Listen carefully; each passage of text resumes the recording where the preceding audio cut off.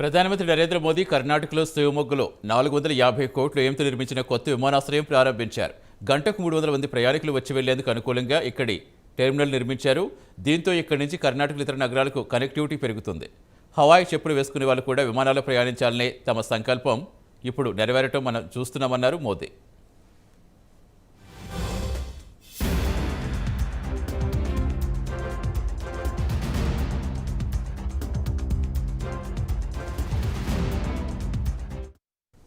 కాగా ఈ రోజే మాజీ కర్ణాటక ముఖ్యమంత్రి బిఎస్ యడియూరప్ప 80వ జన్మదినోత్సవం కావడం విశేషం.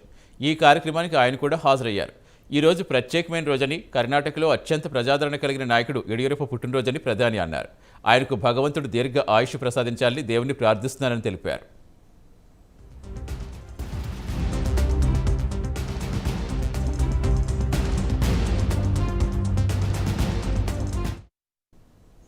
మాజీ ముఖ్యమంత్రి యడియూరప్ప తన జీవితాన్ని పేద ప్రజలకు, రైతులకు అంకితం చేస్తారన్నారు.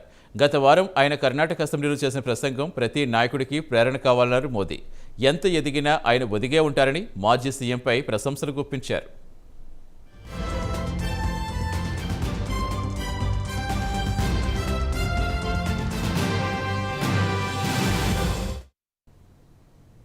ఇదిలా ఉండగా కర్ణాటక అసెంబ్లీ ఎన్నికల నేపథ్యంలో రాష్ట్రంలో ప్రధానమంత్రి పెద్ద ఎత్తున ప్రాజెక్టులకు శంకుస్థాపన చేశారు.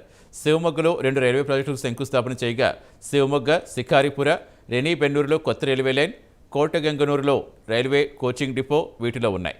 కొత్త రైల్వే లైన్ మల్నాడు రీజియన్తో పాటుగా బెంగళూరు, ముంబై లైన్ కలుపుతుంది. దీనికి 990 కోట్ల పెట్టుబడులు పెట్టి అభివృద్ధి చేస్తున్నారు. దీంతో పాటు 215 కోట్లు విలువ చేస్తే పలు రోడ్డు ప్రాజెక్టులకు శంకుస్థాపన చేస్తారు ప్రధాని.